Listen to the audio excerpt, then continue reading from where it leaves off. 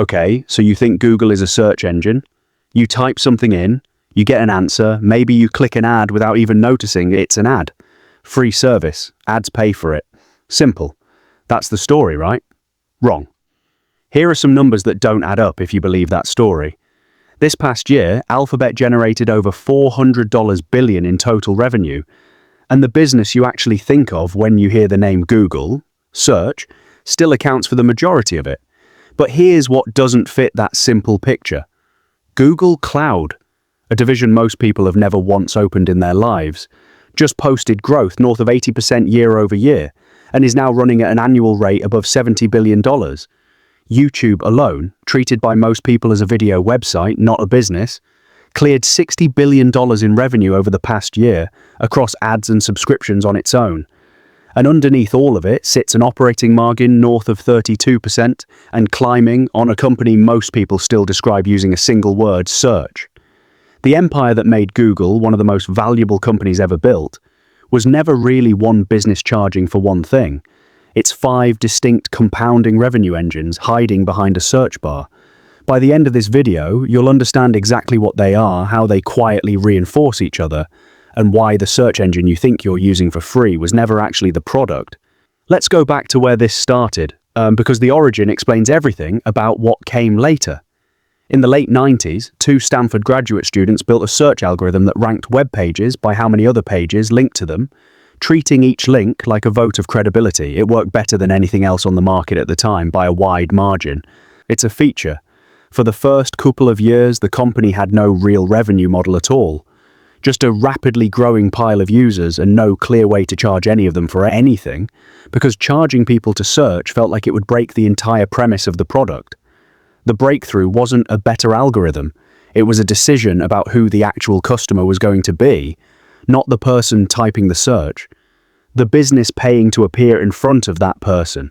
That single distinction, users are the product, advertisers are the customer, is the seed every other revenue stream eventually grew out of. The first mechanism, and still today the biggest single piece of the business, is search advertising, built around a deceptively simple idea called the auction. When a business wants to appear at the top of a search result for a given term, it doesn't just pay a flat fee.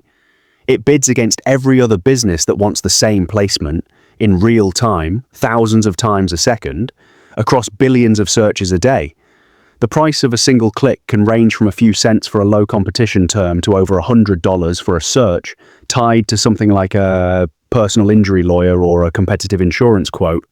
Because the value of that click, a potential customer worth thousands of dollars in lifetime revenue, justifies the price. This is the part almost nobody thinks about when they use the product. Every single search you run is quietly running a live financial auction in the background, resolved in the fraction of a second it takes the page to load. Multiply that across billions of searches a day, and you start to understand why this one mechanism alone still generates the majority of the company's total revenue. The second mechanism is the one most people genuinely don't think of as the same company at all, video. When the platform that would become the world's dominant video site was acquired in the mid-2000s, most analysts at the time thought the pre-speed was absurd, a wildly overinflated bet on user-generated cat videos and home movies. What actually happened is that the search advertising playbook got transplanted onto video, and it scaled into something enormous. Pre-roll ads, mid-roll ads, and a subscription tier that removes ads entirely, all run alongside a revenue-sharing arrangement with the creators who actually make the content, splitting ad revenue with them in exchange for keeping the platform stocked with an endless, self-replenishing supply of new videos nobody at the company itself has to produce. That structure is why this division alone now generates tens of billions of dollars a year, treated by most users as a completely separate product from the search engine that funds it. The third mechanism runs almost entirely outside the view of an ordinary consumer, the advertising network that follows you across the rest of the internet. Every time you see a banner ad on a completely unrelated website, a small news site, a recipe blog, a weather app, there's a real chance the ad was placed, priced, and delivered through this company's infrastructure, not the website's own sales team. The publisher gets a cut, the advertiser gets placement across millions of sites instead of negotiating one by one, and the company sitting in the middle takes a fee on every single transaction that flows through the pipe. This is the part of the business that turned the company from a search engine into something closer to the plumbing underneath a huge portion of the entire internet's advertising economy. Invisible by design and profitable, specifically because almost nobody thinks about it while it's happening. The fourth mechanism is the newest of the major ones, and it represents a genuinely different kind of business from the first three. Cloud computing, renting out server capacity, storage, and increasingly access to advanced computing power for training artificial intelligence models to other companies who don't want to build and maintain their own data centers. This division took years to become meaningfully profitable because, unlike advertising, it requires an enormous amount of physical infrastructure. Data centers, specialized chips, cooling systems, built years in advance of the revenue showing up. But once that infrastructure exists, the growth compounds fast, because every additional customer running workloads on that infrastructure adds revenue at a fraction of the cost of the customer before them. This division's growth rate has recently outpaced every other part of the business, driven heavily by companies renting computing power specifically to train their own artificial intelligence systems, an entire new category of demand that didn't meaningfully exist a decade earlier. The fifth mechanism is the one that shows up on your phone every single day without you thinking of it as a revenue stream at all. The mobile operating system running underneath the majority of smartphones on Earth, and the App Store attached to it. The operating system itself is given away for free to phone manufacturers, which sounds like it can't possibly be profitable, until you understand what that free distribution actually buys. Every phone running that operating system comes preloaded with the search engine, the video platform, the Maps app, and a dozen other properties owned by the same company, all funneling attention and data back into the same ecosystem. On top of that, every app sold through the associated App Store and every in-app purchase made inside those apps has historically had a meaningful percentage skimmed off the top before it reaches the developer, a toll that generates billions of dollars a year, almost entirely separate from advertising. Here's the part that ties all five of these together, and it's the actual secret behind why this company is worth what it is. These aren't five separate businesses that happen to share a logo. They're five feeding loops that reinforce each other constantly. Every search query teaches the advertising algorithm what people want, which makes search ads more valuable. Every video watch teaches the recommendation engine what keeps people engaged, which makes video ads more valuable and keeps people inside the ecosystem longer.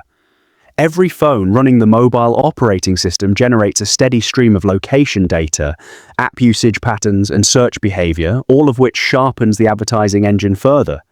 And the cloud division, on the surface a completely separate B2B business, is increasingly being used to train the artificial intelligence models that improve search, video recommendations, and ad targeting across all four other divisions simultaneously.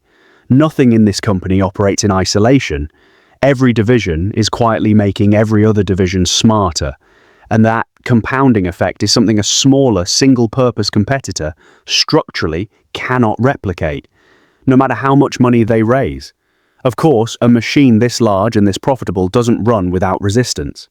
Regulators on multiple continents have spent years arguing that the search advertising auction isn't as neutral as it appears, and that the company's control over both the advertising exchange and a huge share of the publisher inventory flowing through it creates a conflict of interest that smaller competitors simply can't fight against.